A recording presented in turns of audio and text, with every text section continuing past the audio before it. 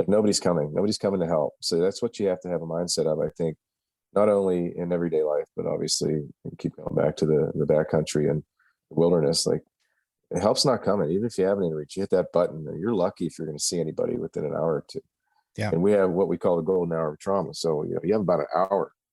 If somebody's really in extremis, I mean, somebody's in bad shape and that's on the battlefield as well, like you basically have about an hour and that's it. If you can't render care and get this person stabilized and save their life, I mean, it's over. So even like, suppose you were another few miles away, not just 400 yards. I mean, that would have been, half hour, 45 minutes for somebody to scramble and get there because they have to, to volunteer fire station, EMS.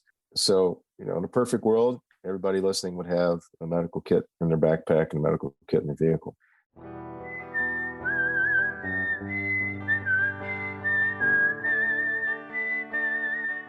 These are stories of outdoor adventure and expert advice from folks with calloused hands. I'm James Nash, and this is the Six Ranch Podcast.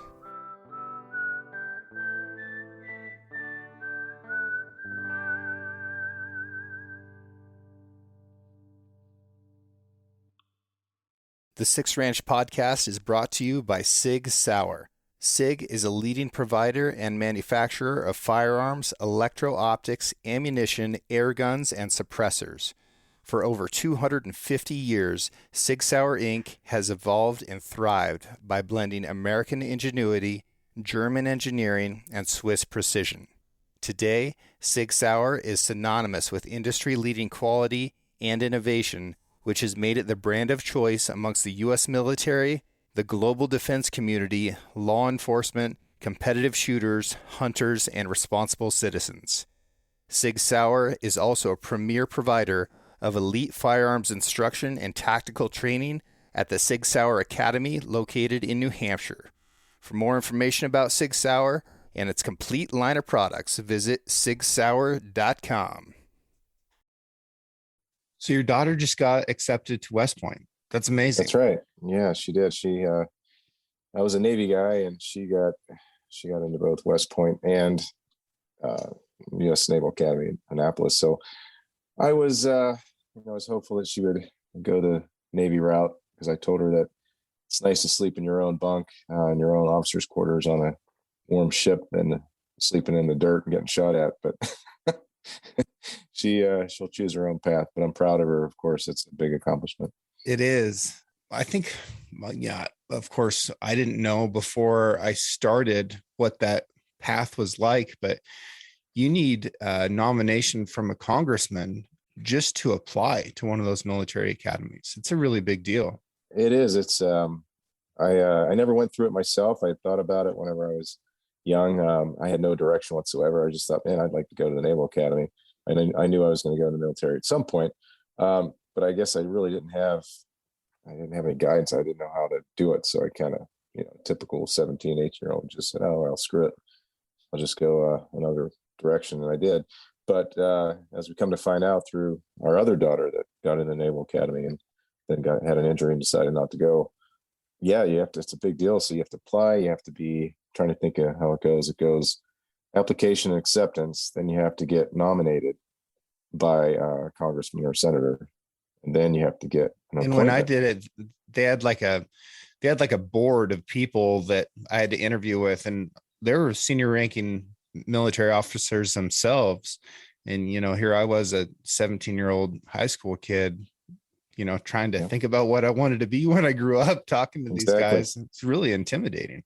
It is. She, it's been fun to watch because she's been so positive about it and never got discouraged or stressed out. I think she just knew that it was going to happen. And but you get a blue and gold officer, and then you get I don't know what they call the Army guys, but somebody who lives in your region who is either at one of the academies or a military officer kind of guides you and helps you. So they get appointed by West Point or Annapolis or Air Force Academy as being an officer to talk to these kids that are thinking about going, so they can help guide them and get the application process started. And then you have to get letters of recommendation just like any other college.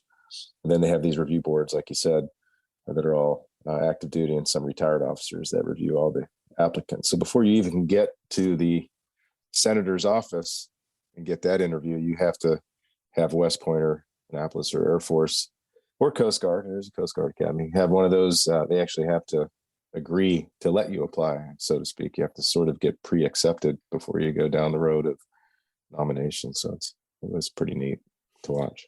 Yeah. I'd be curious what your experience was like in the Navy. For me as a Marine officer, I worked with both Naval Academy graduates because I ended up going to Montana on a rodeo scholarship and, Wow. mostly fly fishing and elk hunting all the way through college. And Not bad. yeah. So then my path into becoming an officer was a 10-week long course called OCC Officers Candidate Course.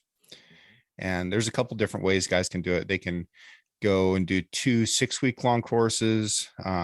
They can go through the Naval Academy, which of course is like 4 years.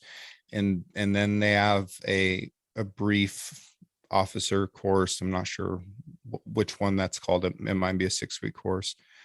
There's OCS, which is also a Naval and Marine officers, which is 6 or 8 weeks. Yeah. So, and all those are different OCSs. So all those are different officer candidate schools, but mine was OCC. So it's 10 weeks long. And it was tough, man. There was over 600 guys that started, and there was like 220, 230 that graduated. Wow. It was brutal. And a lot of that was injury. I want to say after 4 weeks, you could quit. So there was guys every couple of days that were going down to the end of the hall and slapping on the wall and requesting permission to drop. And, a big hairy arm would reach out of the door and snatch them away. And you never saw those guys again. It was like they just got abducted. That's pretty serious business there. I forgot. Yeah. You weren't Army or Marine. I forgot that. And, yeah. That's why you can make fun of me for, we give you guys rides all the time. So I gotta admit, like, I certainly didn't go through what you went through. So my history was that I wanted to go to medical school and be a doctor, and didn't have the financial means, obviously. And so I was looking for options. So I had a brother who was a bosun's mate in the Navy, which, as you know, is the original Navy. I mean, those guys are hardcore, pretty serious sailors, and the guys that actually run the Navy.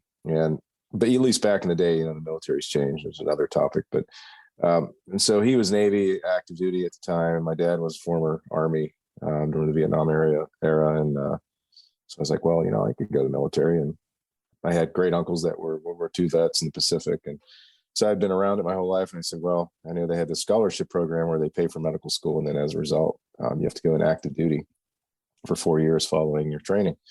So I looked it up, and an officer came to our college and kind of gave a talk saying, hey, wouldn't you like to wear one of these cool uniforms, get medical school paid for and all that? So, yeah, it sounds pretty good to me. So I applied and got the scholarship. And my officer training was 8 weeks as well. And I can tell you it wasn't what you went through. So we always got made fun of because our OIS, they call it Officer Indoctrination School.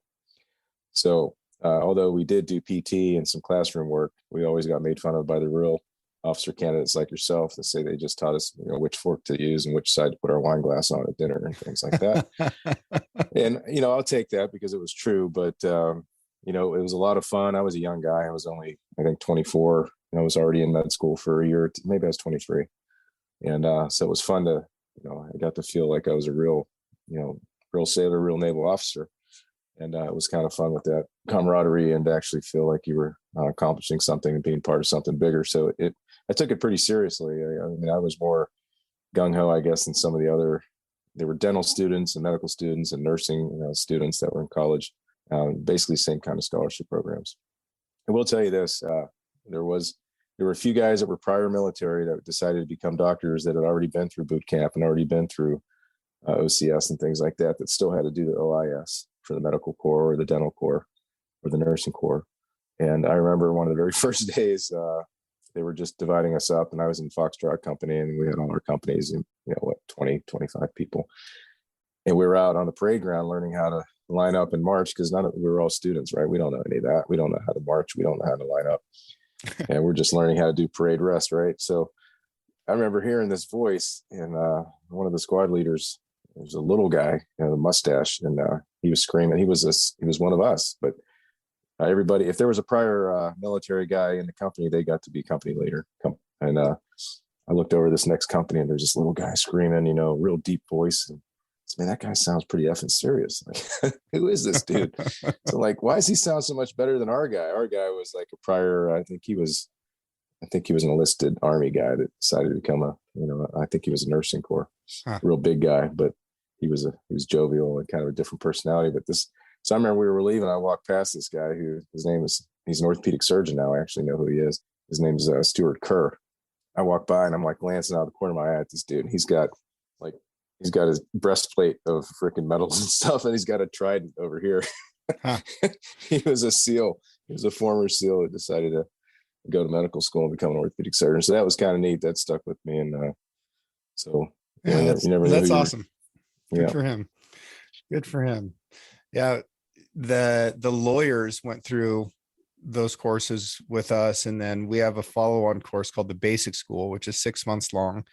And most folks have heard the term that phrase that every Marine is a rifleman, which is true. Every single Marine is trained to be an infantryman and can operate a rifle well and fill a role within an infantry platoon. Although the sure enough infantry gets a lot more training and has a lot higher level of proficiency because of that. But officers all train to be infantry officers. So you have a 6 month long course to be an infantry officer. And that includes our lawyers. So the JAGs, they went through that 6 month long infantry officer course, basically. And they loved it, man. It was like their time to be a Marine. And that's outstanding. Like, they I'm took jealous, their stuff so seriously. It was hilarious. But they knew, like, after this, it's back to the lab and really never going to make your way out of it. Yeah, back to the courtroom, back to the buildings. Yeah. One thing that I noticed about the academy officers is they didn't necessarily get the benefit that a normal college kid gets for like having to figure out a lot of stuff on their own. So they're not having to scramble around to find rent and to figure out what their extracurricular life looks like and just a lot of that developmental individual stuff. Because if you're at West Point or you're at the Naval Academy, your life is pretty well on a set of tracks, and everything is lined up for you. And I think that does them a disservice. And although some of the best officers I ever saw came from academies, by far the worst officers I ever saw came from academies too. So it's a tricky thing. I'd have to agree with you. I didn't have the contact that you did, but I have met several when I was active duty and obviously just socially and things. But and I think we've heard this, throughout history, right? I mean, any of the war, the documentaries or the books it's pretty standard, right? I mean, they always have that academy grad that, everybody's scared to follow into combat. But like you said, the flip side is there's also some of the most amazing people that come out of those academies. And I just think that just because you have a hammer, not everything's a nail, right? So just because they graduate from one of those academies, which, is an amazing accomplishment and difficult to get into and difficult to complete and best of the best and whatnot, not everybody's made for those roles you're talking about. And unfortunately, once you sign on the line, even if you develop through those 4 years, I think now it's different. Now there are a lot more opportunities for them if they don't want to, get shot at and lead men and women into combat. Then I think there's other options for academy grads to get into more so than during the Vietnam era, or World War II, or Korea and whatnot. So, but you're right. Throughout history, I think that's been the case, and that's not a slight on anybody, but I think it's just reality. And women in combat is increasingly a thing, and I was in from 2009 to 2014. So that was a very interesting transitional time for the Marine Corps. And it was so transitional, in fact, that when I deployed in 2012, July 4th of 2012, tanks was all male. And when I came back in February or March of the following year, I can't exactly remember, I came into work the next morning. I went to the gym, came back into my office, and I was undressed in my office, changing into my uniform for the day, and this pregnant lady walked in, and she goes, "Good morning, sir." I was like, "What is going on? Are you lost?" Holy And cow. yeah, she's like, "No, I work here now." It's like, "Oh, Wow. well, that's new." But at the same time, there's gals like Ryan Ingholm who are running these Lioness programs, and we're sure enough out there in combat and filling really positive and interesting roles. And I don't really have my finger on the pulse of how that's changed now, but it has only increased. In fact, I would say so. Yeah. there's a female tank officer a few years after I was out. So I think it's going to continue into the future. I don't think it's going to go backwards, obviously. And I'm not saying that's good or bad. It's just, it's the facts. And I don't know with obviously I don't want my daughter in harm's way, but it's her decision. She's 18 now, and she's making a conscious decision to serve her country, and not, I served my country too, but in a different role than you did. I didn't have guys shooting at me. I took care of the guys that got shot. So, but having a child now, and I'm sure your parents felt the same, or my parents did, that actively makes that there's no draft, right? And so you make that conscious decision to serve your country and go into harm's way. Pretty sobering. so another Sure. interesting thing that I saw, speaking of military medicine, I started doing like first aid CPR certifications when I was 14 years old, when I first started guiding. Wow. And the tourniquet, for example, was something at that time that was taught. You just don't use them. Don't use a Right. tourniquet. Taboo. Yeah.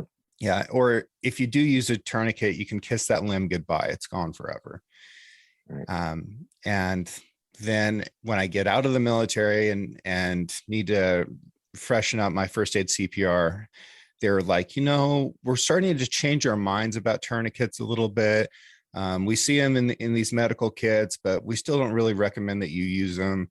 And I was like, hold up, this is a powerful piece of gear. And like, I have personally applied these things, and they absolutely save lives and limbs. So 100%. yeah.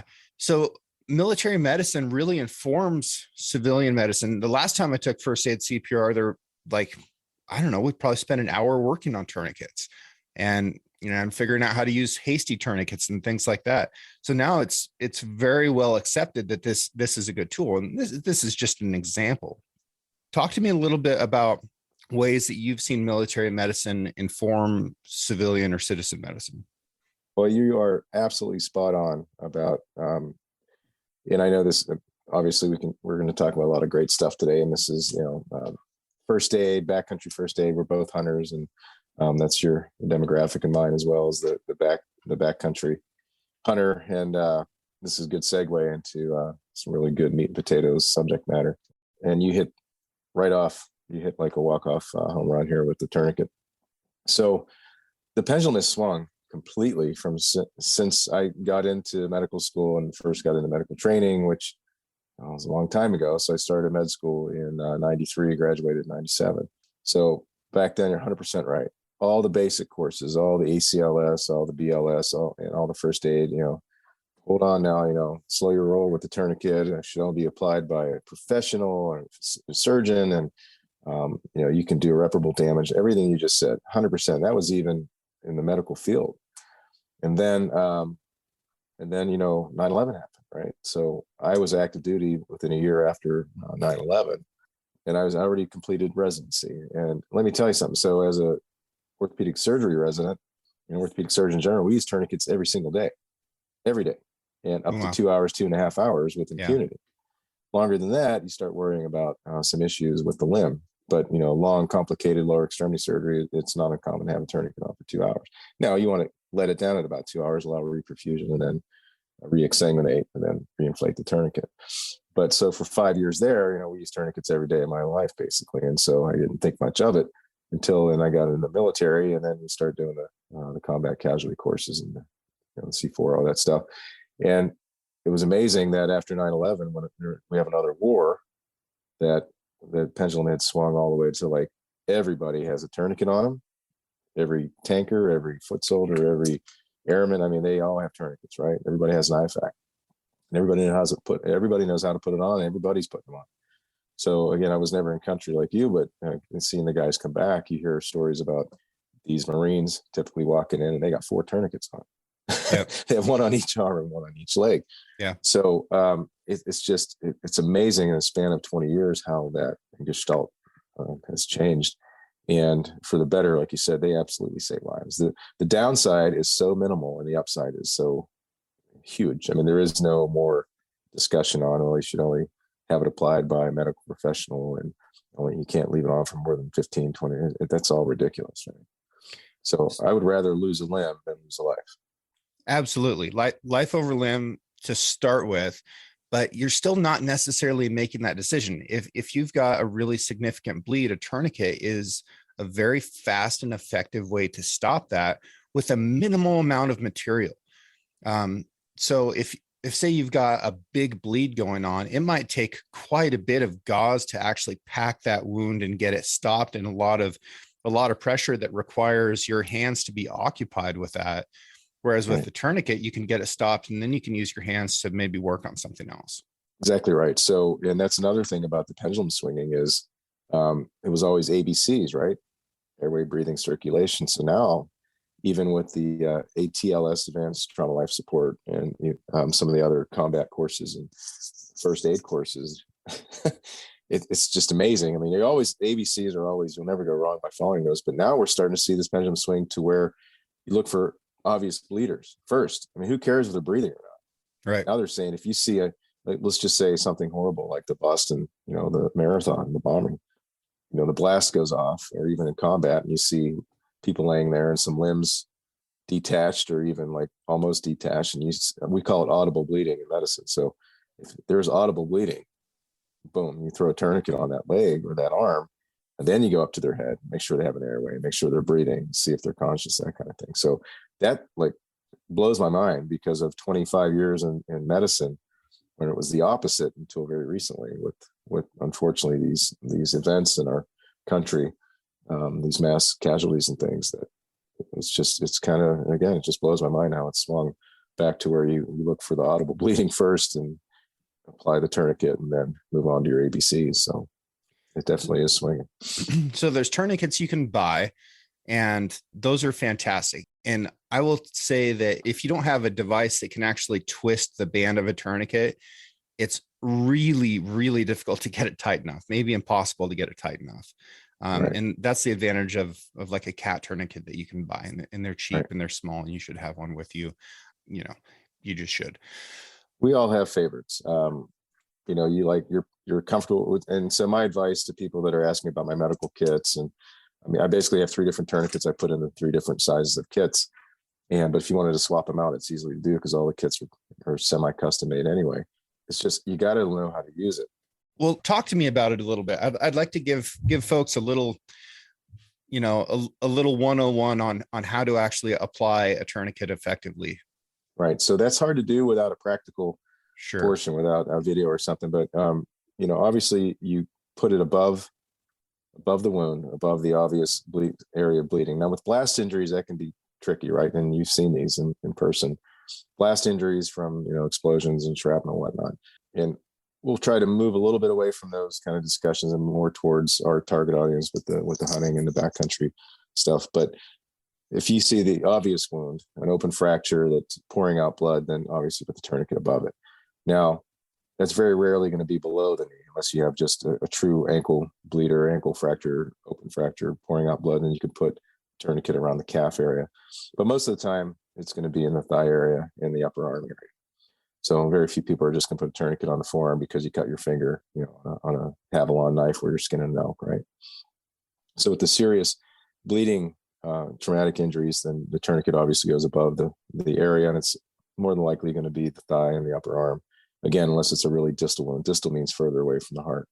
Okay. And so, like you said, it's important to just wrap it around the limb, but you also have to get that force to tighten it up to occlude. You have to have enough millimeters of mercury pressure to stop the bleeding from your blood pressure millimeters of mercury, right?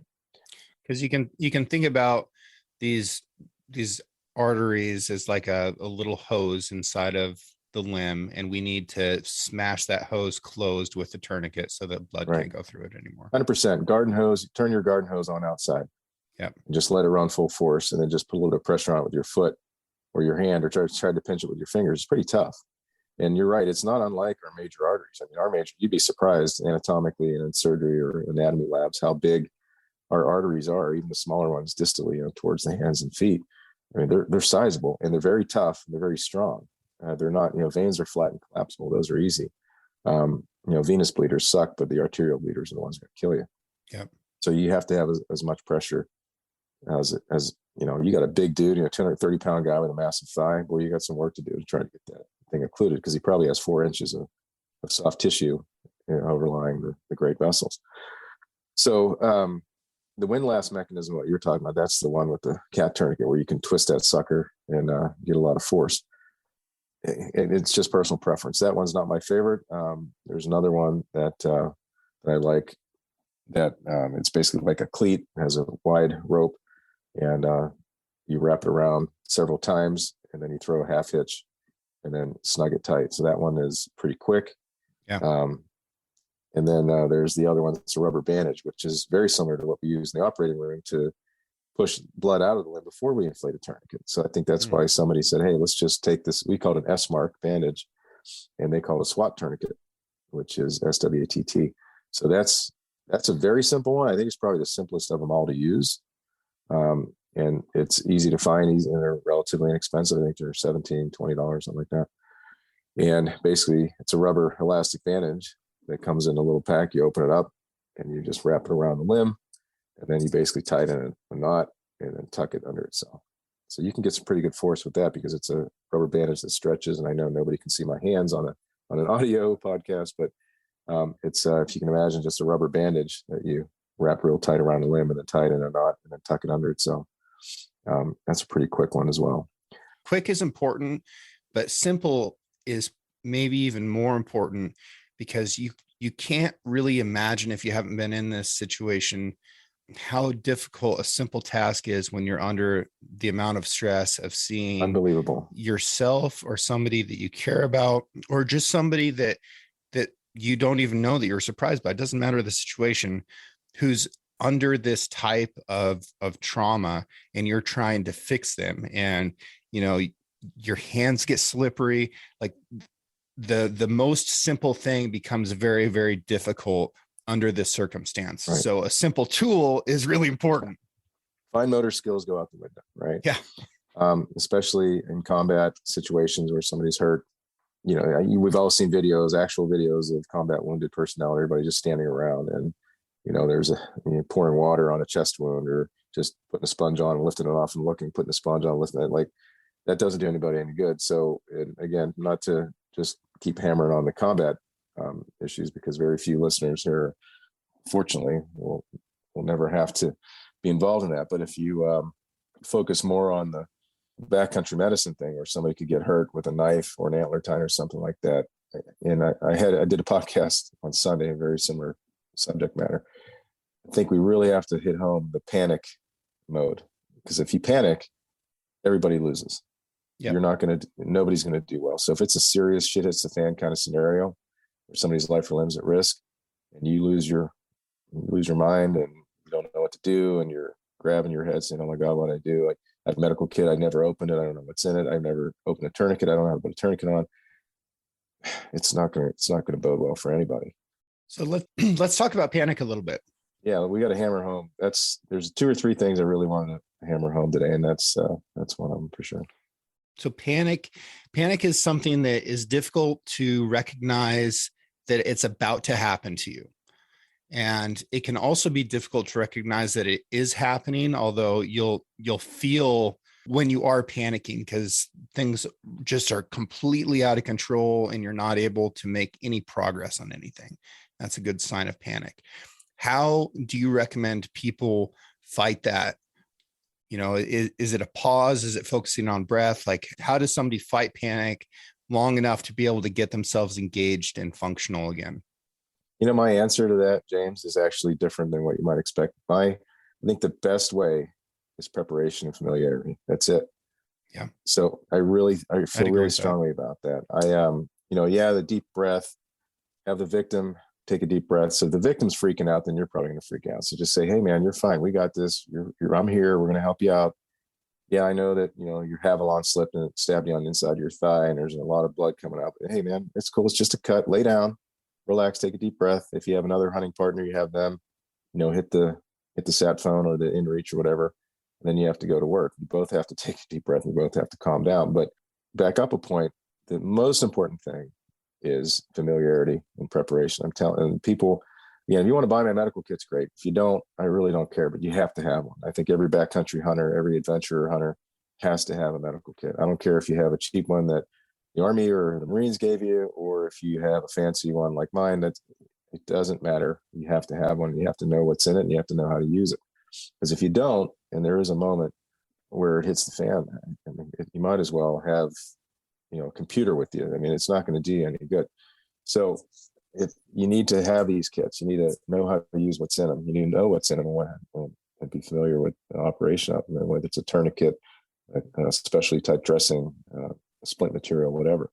But the tourniquet would be the big one. If you have a tourniquet in your medical kit and it's still in the wrapper and you're up on the mountain, you've already made a mistake, I think. Yeah.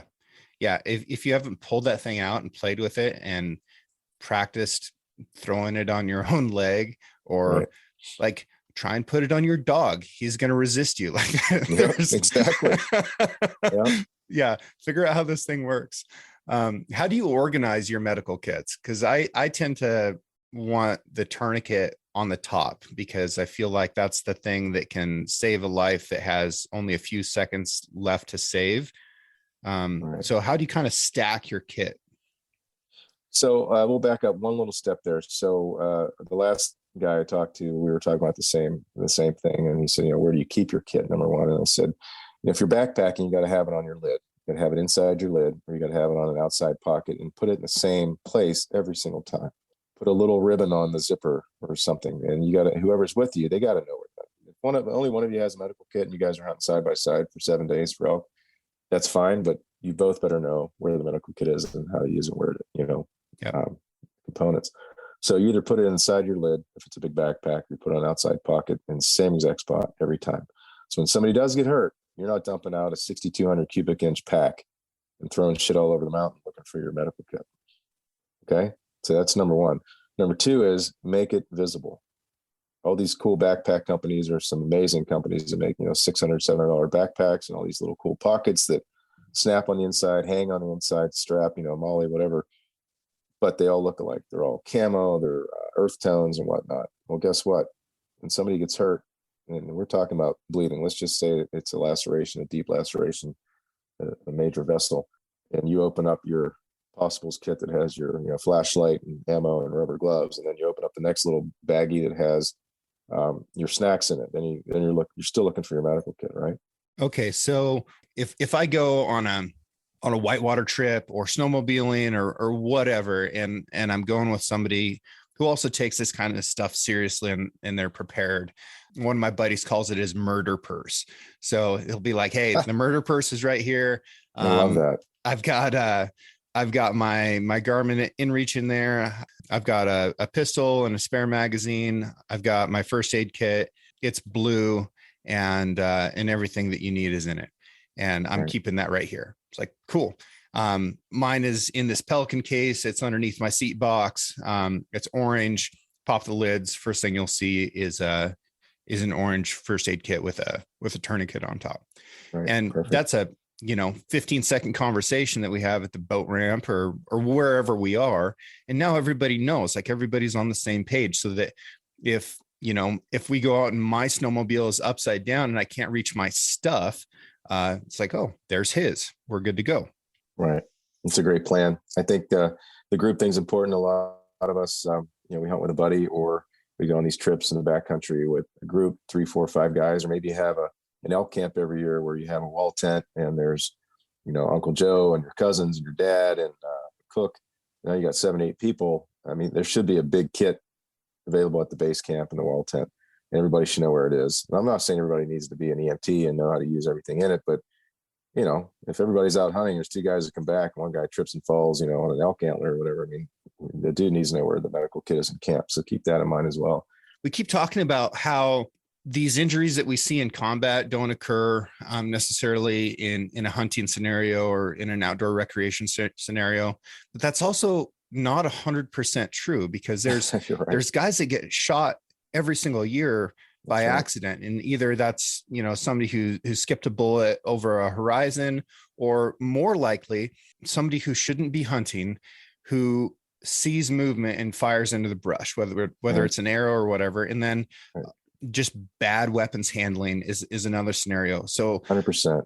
the reason why it's important to talk about this stuff from a perspective of the military, where guys like us have seen people get shot and get hurt and had to fix that, that's something that we can run into again. Like, fortunately, it's rare, but unfortunately it can happen, and it's something that we need to be prepared for. You're right. And we may have misspoken before. It's not impossible. We were talking a lot about hemorrhage, and usually it's going to be broadheads and knives and things like that. But you're right. The gunshot wound, penetrating trauma, it transcends all the way, the hunting community and even in public and society. So that's just a reality. So you're right. I think what we don't see is, maybe we were talking more about kind of the blast injuries and things like that. But as far as penetrating trauma, you're 100% right, James. You can see gunshot wounds and blade, injuries. Hunting is not uncommon. And car crashes can provide almost any injury out there, and 100%. That's maybe the most dangerous thing that any of us do is operate motor vehicles. Well, let's talk about that's another good topic. We're here talking about backcountry, and what if your buddy cuts himself with his saddle on, or like that poor guy in Colorado that was mistaken for game and shot. I mean, you're more likely to get hit by lightning probably than that happening, but it can happen. It does happen every year around our country and even around the world as far as outdoor recreation. So I'd rather be prepared than hopeful. Right. Yeah. So, but back to the thing about the car crashes, and I can recall too in recent history where I was first on scene for a fatality, serious injuries. So likelihood of a everyday hunter, everyday person who's listening to be involved in something like that is way greater than a horrible mishap in the backcountry. So I think being prepared in everyday life is just as important, if not more important, because the likelihood of you needing to use that kit or be involved in saving somebody's life or limb is going to be a lot higher than on your elk hunting trip once a year. I thought about you distinctively a couple times last year. The first time was when that little black bear tried to eat me. And I got lucky and got him killed with my pistol. But I didn't have stuff with me. I didn't have my kit with me. I was slick. I was up blood trailing an elk that I thought I was going to find really quickly. I didn't have hardly anything with me. So I was like, okay, I know at least one person who would be disappointed in my preparedness at this stage. And then another time was kind of between hunting seasons in the fall. I was just outside of one of our small towns here, and I saw a car come screeching around the corner super fast, lost control, and it went off the road and flipped in the air more times than I could count. It was unbelievable. It was a worse wreck than I could even see in a movie. Exactly. And I pulled up next to it. I called 911 and told them where we were. That was another thing that kind of rattled me a little bit. I never called 911. And in the movies, they say, "What is your emergency?" Out here, they say, "Where is your emergency?" So when I called, I was mentally preparing myself to tell them what was going on, and they asked me where it was going on. And that might be a nuance for a rural place, because where is probably the more important thing, because it can take a long time to get there. Right, timeliness. So that took me a second, and I was like, okay, calm down. Breath. Yeah. Okay. This is where I am. This is what I saw. Get out of my truck, handed my phone off to the next person who pulled up. This car got, fluids and steam coming out of it. It's upside down. Jump over a fence and run over there. And there's two 16-year-old girls in it. And fortunately, they were pretty much okay. and they didn't get an airbag to go off. This was Get a out of here. Are you next serious? to next Oh, to brand new PT Cruiser. And another interesting thing that I learned about this, I tried to open the door, couldn't get the door open. I was like, okay, what do I have that I could break a window with? I was like, no, simple solution first. I said, hey, can you get your window down? And they said, mhm. no. And I said, try hitting the button. He hit the button, the window Seems comes right. down. Okay. The reason that I couldn't get the door open was because it's locked, because vehicles automatically lock themselves when Right. they start driving now. So that was It's another good thing stuff. that's like This is really so good stuff. simple that I wasn't Yeah. thinking about. I didn't have a first aid kit with me. I didn't have a Yeah. good way to break a window with me. I was utterly unprepared to solve the multitude of things that should have gone wrong in that scenario, but they're teenagers and they're, under the blanket of the grace of God and can No survive kidding. horrific things like that. But so that was That's another time that amazing. I was like, man, I'm not prepared for this. This is irresponsible of me not to have a kit with me.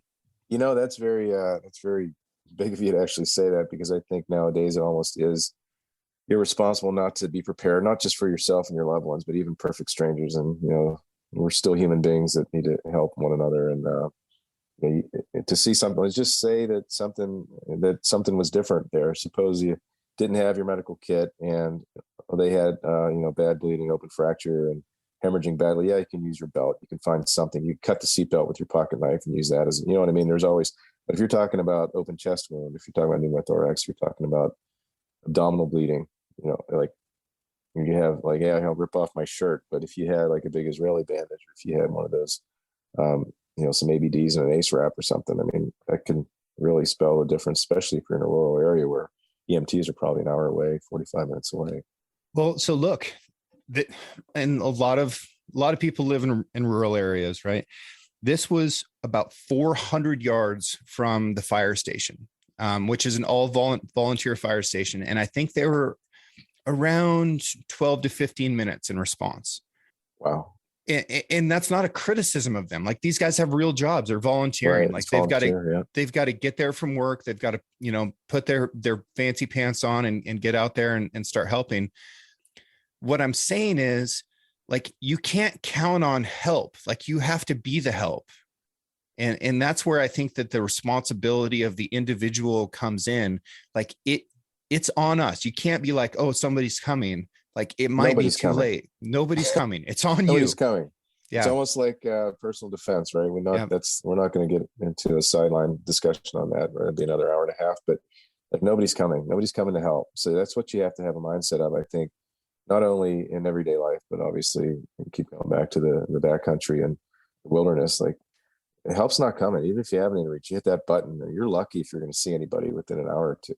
Yeah. And we have what we call the golden hour of trauma. So you have about an hour. If somebody's really in extremis, and somebody's in bad shape, and that's on the battlefield as well, like, you basically have about an hour, and that's it. If you can't render care and get this person stabilized and save their life, I mean, it's over. So even like, suppose you were another few miles away, not just 400 yards. I mean, that would have been half hour, 45 minutes for somebody to scramble and get there, because they have to to volunteer Yeah. fire station, EMS. So in a perfect world, everybody listening would have a medical kit in their backpack and a medical kit in their vehicle. And I think if you want to delve into having a bigger one at home, like a prepper type kit, it's a possibility too. But I think at the very least, everybody needs to have a personal medical kit. And if you want the same one to be your truck kit and your backpack kit, then that's fine too. But I can't emphasize enough. So I derailed you a little bit earlier. You're saying the first thing is consistency. What's the next thing? Consistency and being able to actually access your kit and making sure you have it on you. I guess that's the very first thing. Right. So I guess if we were going to do an outline, number one, have one, right? Number one, get one. Yeah. And number two, know what's in it. You don't want surprises. You don't want to peel off the wrapper in the field when your buddy's laying there bleeding or something. Number three, be prepared and be familiar. And so know how to use it, know what it is. And that's what I tell people. They're like, well, what's so great about your medical kits? Well, you and I both know they are the best medical kits, but commercials aside here, you get a discussion. You get, like, if you want to FaceTime me, or you want to call me or email me and say, hey, thanks for the kit. I don't know what the hell this thing is. What is this? And that's part of my job with this. And that's why I started it. I mean, I don't want people to go blind. You can get kits anywhere, but I want you to know how to use it. And it doesn't do you any good unless you know how to use it, like a parachute or freaking scuba gear or something. So, if you have a question about it, then you need to ask somebody. You need to get help. If you don't know how to do CPR, then you watch a American Red Cross video. If you want to get more involved and get more skills and training, then take a backcountry medical course or basic first aid, backcountry first aid. Which those are wonderful courses. You will learn so much, and you come away with it with this big sense of confidence that's like, exactly, I can actually do something like that. This isn't beyond me. And I don't know. It's a wonderful feeling. You know what that'll help with? That we talked about panic before. Yeah. If you know what you're doing, okay, here's a great analogy all the listeners will get. And I thought about this. I was at the Sheep Show a couple of weeks ago, and I did a lecture series again on backcountry first aid. I did it 2 years ago before COVID, and it was great. And I think like 40 people showed up. And I was thinking on the plane when I was reviewing my slideshow about how to get it across these people. These are smart people that are coming, and they're listening. They want to learn. They were really engaged. A lot of questions. I said, but how to convey this to this community, the hunting community in general, about how important this is. And I thought about it. I said, well, we're gear people, right? Hunters nowadays. I mean, the gear is unbelievable. The technology is amazing. The rifles, the optics, the bullets, and the boots, the packs. We can go on and on.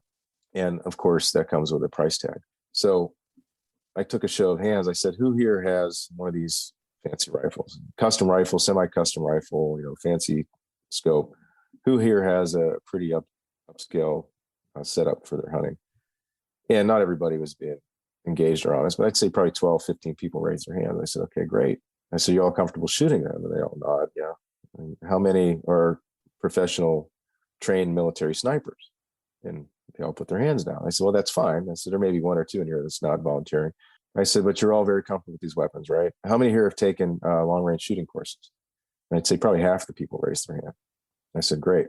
I said, that just goes to show that if you have something that you put a lot of time and money and energy into, and you know how to use it, you're probably pretty good at it. Who here, you all pretty good shots? And they were nodding, kind of smiling. I said, so if you're going to spend that kind of money on your weapon, and you're going to spend the time and effort, whether or not you go to $2,000 long-range shooting course, or you just go to your range every week during the summer and become proficient out to 500, 800, 1,000 yards, what's the difference? It doesn't matter. But the bottom line is you made the effort, you spent the money, and now you're proficient. And guess what? You're very comfortable. So like back to our point, when that big deer or that big elk or that big sheep, that big ram steps out, you're confident, you're comfortable, you're not panicking, and you're probably going to make the shot because you've been through this. You've been through the routine. You're comfortable with your weapon and you're shooting practiced and you're ready for the moment of truth. Well, let's apply that to the medical kit scenario that we keep hammering on. So you could have this fancy $500 medical kit that has everything under the sun in it. But if you never opened it, if you never practiced with it, if you never touched what's in it, if you never ask questions about how to use it,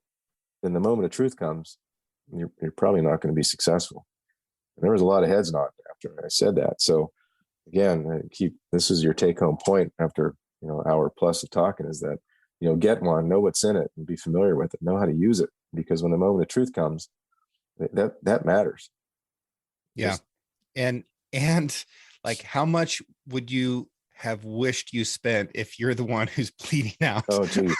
It's like, oh, yeah, I just stabbed myself in the thigh, which I've done with one of these replaceable blade knives, and I've got a bunch of blood coming out. And it wasn't femoral, but there was enough blood to be concerning. But you're close. You're only the right area, away, buddy. You're not a 230-pound guy. I know that. Yeah. So you don't have tree trunks you weren't far away. If you stabbed yourself in the thigh with that Havalon, you weren't. Yeah. You were closer than you think. You don't want to know how close you were. Yeah.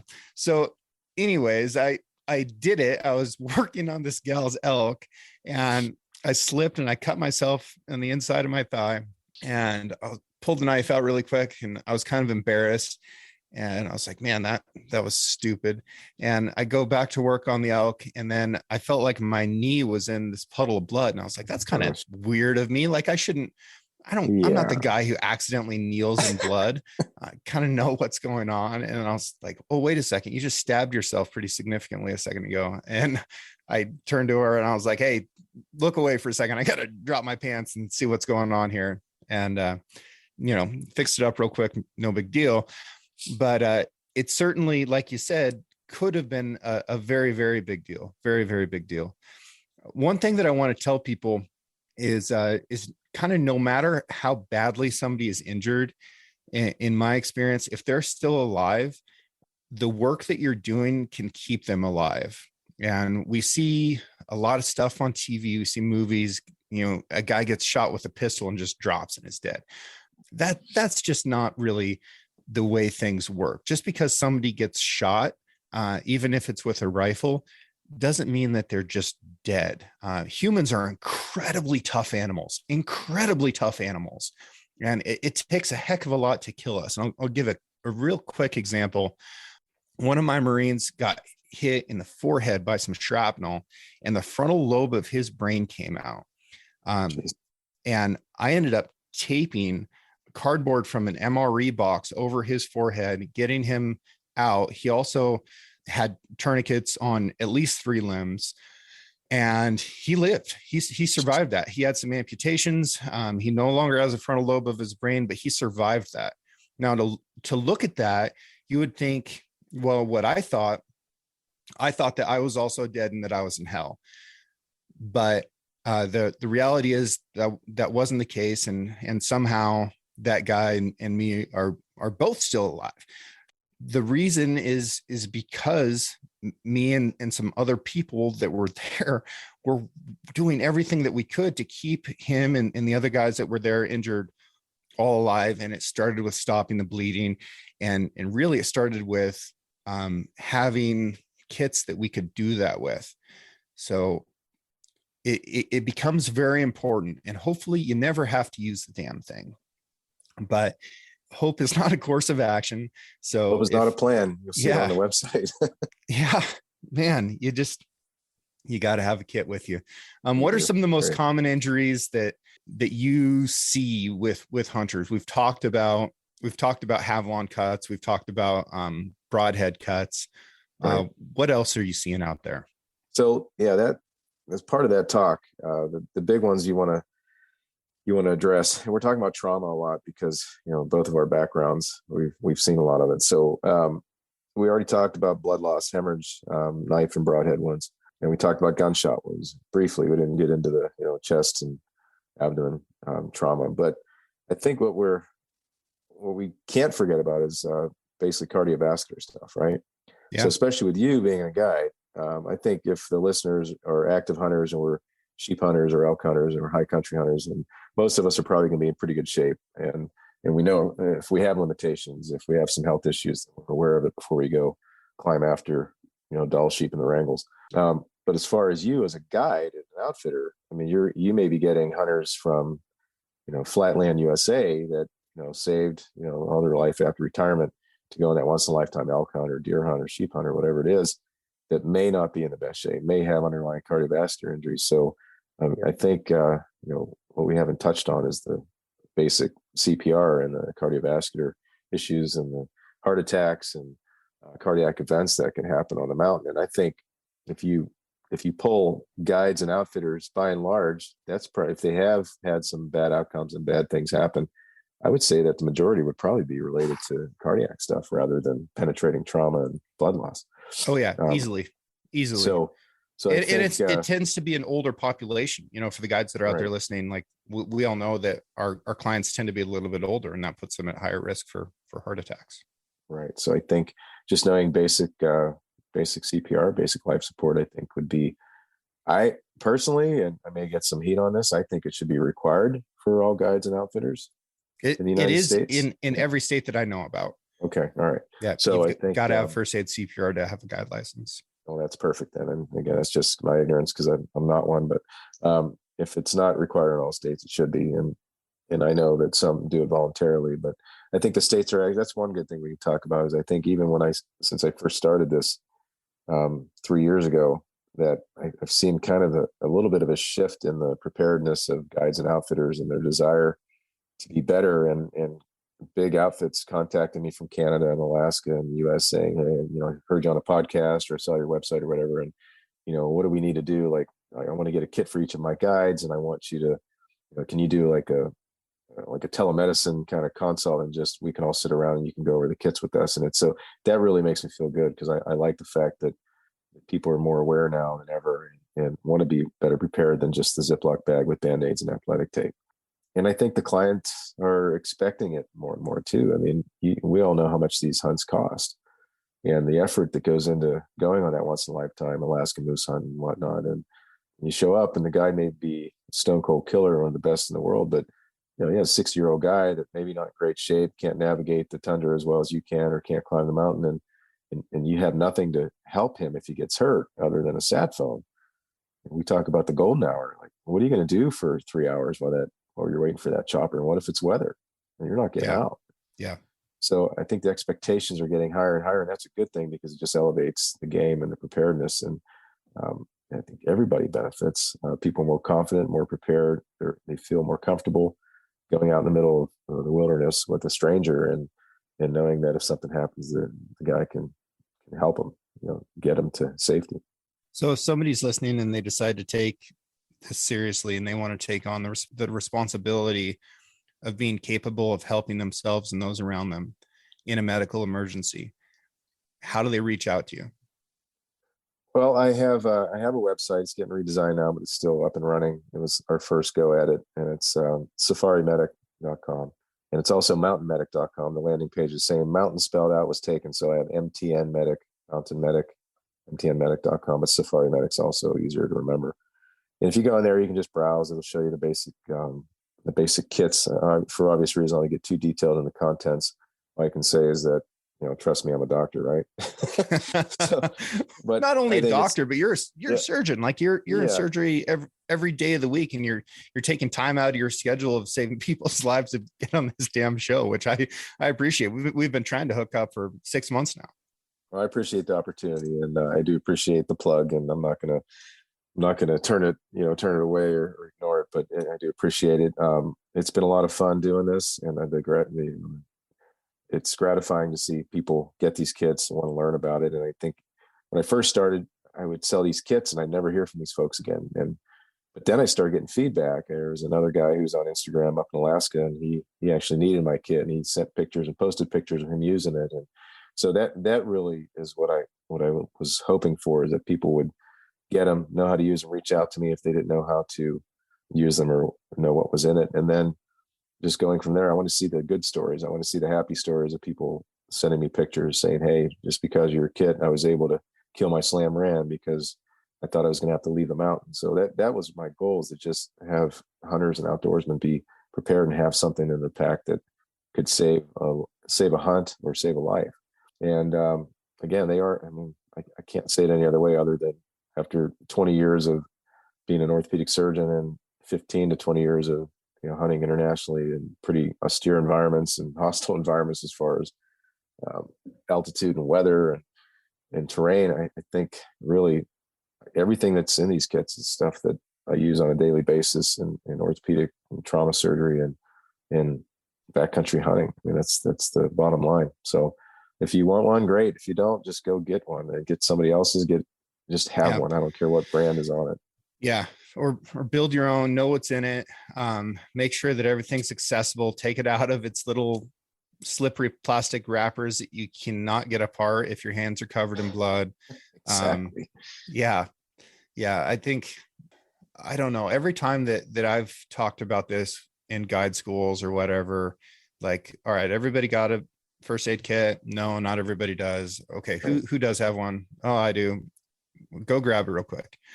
Open it up. And they're like, oh, I don't want to open it because I don't want it to be used. I want to make sure that, right. There's this real mentality that like, as soon as I crack the seal on this thing, it's like a can of tuna. It's not like that. It's like, no, we're going to open it. We're going to get everything out. We're going to figure out what's in it, where it is. And we're probably going to reorganize it. Because it's not a collectible action figure. Like, you're allowed to open it, right? Yeah. It's still worth the same, even if you open the packaging. Yeah. But you've seen that stuff too, right? And that's just kind of a mentality that people have. And even with like little first aid kits, like the little tiny ones that people have, I see them get hurt all the time, and they don't want to open their kit and use it. And like, no, these are items that you use and then you replace once you get back. Like that's the whole point of having it, is to be able to use it. Yeah. And I think that one of the things I've told people that seems to help them understand that this is like something that you dip in and out of, like I have them put stuff in there like ibuprofen. Like, okay, you wake up at 9,000 feet and you hiked all day yesterday and you're not moving around quite right. Maybe it's ibuprofen time. So exactly. Now you're used to getting in and out of your kit, and you realize that this is a little store that you bring with you. Right. And all my kits have that. I mean, that's so all the over-the-counter stuff comes in every kit: small, medium, large, ultralight sheep kits, all the way up to the prepper, home kit. If we have time, James, one other thing that we can talk about. If we do, you can tell me. Do we have? Yeah, we've got time. Okay. All right. So I think another thing. I think we not beat to death, but I think we've covered the actual kit itself in pretty good detail. So one other big thing that people ask pertinent to this conversation is like the medications. Right. Yeah. So I think the over-the-counter stuff's great, but they only go so far. People will say, well, I should have some Advil in there, some Tylenol, and maybe some antacids or something like that, just so you can keep hunting in comfort, so you don't have to lose a day or two of your, 7 days you took off from work or vacation. The other thing that was interesting about this when I started was the amount of people that requested, they wanted a kit. Great. Yeah, I want one of your kits, but I don't care. Just pick one. But what I really want is, I'm going to Tajikistan, or I'm going to Azerbaijan, or I'm going to Africa, or even Canada or Alaska altitude. And like, we're going to be 40 miles from any Indian village or whatever. And I need medications. And when I go to my doctor, invariably she or he will say, well, you don't need antibiotics, you have an infection. We don't like doing that.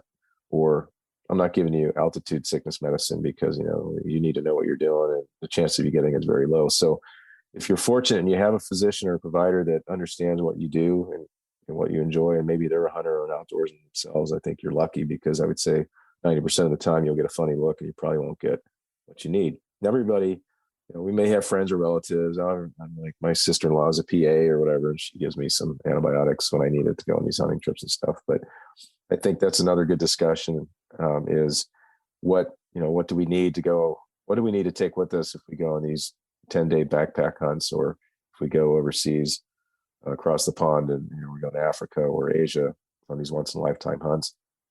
I think there's plenty of articles and books and whatnot out there regarding it, but that's one of the other things I really like to do, is the travel medicine aspect of it, to try to develop a personalized medipack is what I call it, basically medications that you can take on these trips. So I wouldn't overlook that. I mean, the weekend hunts, your backyard or your neighbor's farm or your ranch, whatever, is one thing. But if you're doing these once in a lifetime big trips, or if we're fortunate enough to do once or twice a year trips like that, even better. But I always have a medipack with me that has medications that, if something happens, you get an infection, or if you get altitude sickness or something like that, if you're hunting over 10,000 feet. Yeah. So don't overlook that. I back that up 100%. If I'm doing a hunt or a fishing trip or whatever in another country, that's a big deal to me. That's not something that I get to do very often. So I don't want something fixable to take me out of that. So I always go to a doctor beforehand and say, hey, what do I need? What can kind of keep me in the game here? Like, I don't want to fly to Tanzania and then, eat a piece of fruit that had some local water on it. And, now I'm out of the game when right. I could have a prescription with me that could keep me in the game. Exactly so, right. Yeah. It's all about extending and keeping you on the mountain, keeping you in the field, because there are no urgent cares in Tajikistan. There are no urgent cares in Tanzania. There are some local clinics and things like that, but God help you if you really get sick and you need medical care. So to take another little box that comes with your medical kit, I think is just a no-brainer. Again, if you're just hunting your neighbor's ranch in Colorado or whatever, that's one thing. But if you're out of the system for 7 to 10, 14 days, you absolutely need to talk to somebody who knows what they're talking about. Go somewhere where you can actually get the medication you need, know what you need. Don't just take Well, my sister had some antibiotics and she gave it to me, and my wife had some other medications that she took once when she had a toothache. So I just decided to put those in my pack. Just have a plan, know where you're going, what's endemic to the area. You touched on the GI issues. I can tell you, if you go to Asia and hunt sheep or Dagestan tur or ibex or whatever, I can tell you that Cipro is basically like gold. And a friend of mine just got back a couple months ago from killing a big Marco Polo and an ibex, and he took Cipro the whole time. And as he was leaving, his guide said, "I don't want a tip. I just want that bottle of Cipro," because he got one of my kits and got one of my medication, packs too. So he had a bunch of Cipro from my kit. He said, "I don't want a tip. Just leave me that bottle of Cipro." So he gave it to him. Well, guess what? That was his last dose that he took. The very next day, they ate a fancy hotel on his way out of Asia. And he basically spent the 16-hour, 18-hour flight in the laboratory on the plane. Brutal. So yeah, very brutal. And he will never make that mistake again. So the end of the story, the end of the day, you need to know where you're going and what's endemic and what you can expect as far as any illnesses that are very common, which GI illnesses are very common in Asia when you travel. And it's just a fact of life. So, and that's something that you can help with. Yeah, I do that. That's I think that's another thing I enjoy doing, because I get to kind of live vicariously a little bit through some of the customers and say, "Hey, I'm leaving for Turkey for ibex next week. Can you FedEx me?" Oh, I hate you so much. Yeah, well, I have a guy that does it routinely. I won't say his name, but he's a pretty well known international mountain hunter, and he's a good friend. And he literally will call me like 3 days before, say, "Hey, can you FedEx me some more Cipro?" And I said, "Well, it's gonna be like $100." Because I don't care. Just FedEx it. I need it, because I need to take it every day when I go to Asia. So yeah, that's good stuff. Appreciate the opportunity, James. Yeah, absolutely. And man, thank you so much for everything that you've done throughout your career for Marines and sailors. That's best job I ever had, buddy. It's yeah, I remember getting operated on like a sheet of plywood on some sawbucks in Afghanistan. And it was like one of the best medical experiences of my life. Like, no kidding. Wow. Like despite the conditions, the level of expertise that you can expect there is very, very high. And you've done a wonderful thing for a lot of people. I appreciate that. Well, so have you. Thanks for your service to our country as well. And yeah, I enjoyed talking to you today, and I hope our listeners got something out of it, except just old war stories. Yeah. Well, thanks again, buddy. And good luck on the ibex hunt. Okay. Appreciate it. Thanks. So I found this old ad, and there's like dudes dressed up like construction workers, and a guy's got a jackhammer, and there's a crane, and they're moving all these big steel beams and stuff. Aladdin Stanley Thermos. Stanley, the tough, all steel thermos bottle that's completely dependable. They're showing this thermos like falling off this building and hitting all this other construction stuff. And built to take a bounding year after year. Get the top one. Oh, it lands in a wheelbarrow. The guy grabs it out of the wheelbarrow. Now he's going to pour himself a cup of coffee. I love these cheesy old ads. And most of the time, like, they're lying to us, right? That's most of what marketing used to be, was just like telling a lie, or at least telling a version of a lie that made you think that you needed this thing. But I'll tell you what, when it's cold out like it is right now, the only way to keep liquid and not freezing in your pack is by putting it in something that's insulated. So packing a thermos in the wintertime is really smart, whether it's for a hot beverage like coffee, or if you just want to bring some water with you, which is a really important thing if you're going to be out adventuring around in this snow that we've got all over the country. And I think you should be, because it's a great time of year to get out and about. This is both a comfort and a safety thing. If you want to get something from Stanley, which I encourage you to do, you can use the discount code 6RANCH. That's the number 6 in the word ranch, and that'll get you 25% off of just about anything on their website. I encourage you to do that. They're great supporters of the show, and great supporters of this audience. And I love you guys. So stay warm out there. Have a nice warm drink, and make sure you're drinking it out of a Stanley product.